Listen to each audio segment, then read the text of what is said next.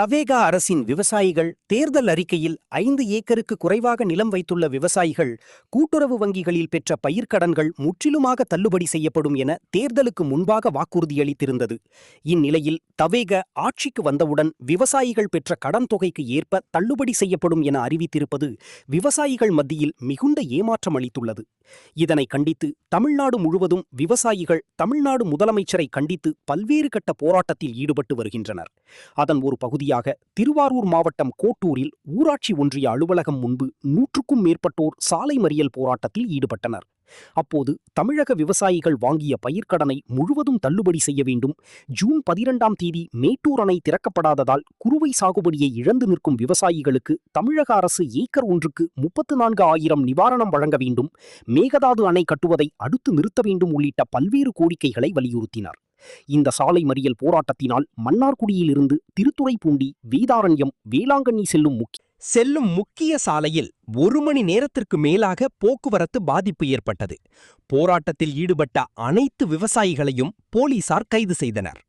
தேர்தலுக்கு முன்பாக விஜய் ஜோசப் அவர்கள் ஒரு அறிவிப்பை வெளியிட்டாங்க. விவசாயிகளுக்கு வாங்கிய கடன் கூட்டுறவு வாங்கிய சிறு விவசாயிகளுக்கு முழுமையாகவும் பெரு விவசாயிகளுக்கு 50% வழங்குகிறேன் என்று சொன்னார். ஆனா அதற்கு மாறாக எங்களிடம் விவசாயிகளிடம் வாக்குகளை பெற்றுக்கொண்டு இப்போது கவலை நாடகம், விவசாய அனைவரும் காதில் பூசுத்தி கொண்டு இருக்கிறோம் என்று நினைத்து கொண்டு கவலை நாடகம் ஆடி ஒவ்வொரு வாரமும் ஒவ்வொரு அறிக்கையை விடுறாங்க.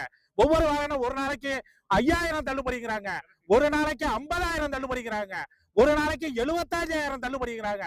இது மாதிரிக்கு குளறுபடியான அரசு ஆணையை உடனே அதை நிறுத்தி வைக்கணும். உடனே நிறுத்தி வச்சுட்டு புதிய அரசு ஆணையை நீங்க வெளியிடணும். புதிய அரசு ஆணை எப்படி இருக்கணும்னா, கூட்டுறவு வாங்கிய நிலுவையில் உள்ள அனைத்து கடன்களையும் தள்ளுபடி செய்யணும். அப்படி தள்ளுபடி செய்ய நீங்க தவறினால் அரசு தேர்தல் ஆணையத்தின்படி நீங்க முதலமைச்சர் இருப்பதற்கு தகுதி கிடையாது. உடனடியாக 107 எம்எல்ஏவும் ராஜினாமா பண்ணிவிட்டு திரும்பவும் எலெக்ஷனை சந்திங்க. அதே மாதிரிக்க இந்த வருஷம் ஜூன் 12ஆம் தேதி குறுவைக்கு தண்ணி விடாதனால டெல்டா மாவட்டங்கள் முழுவதும் பாலைவனமாக அபாயம் ஏற்பட்டுள்ளது.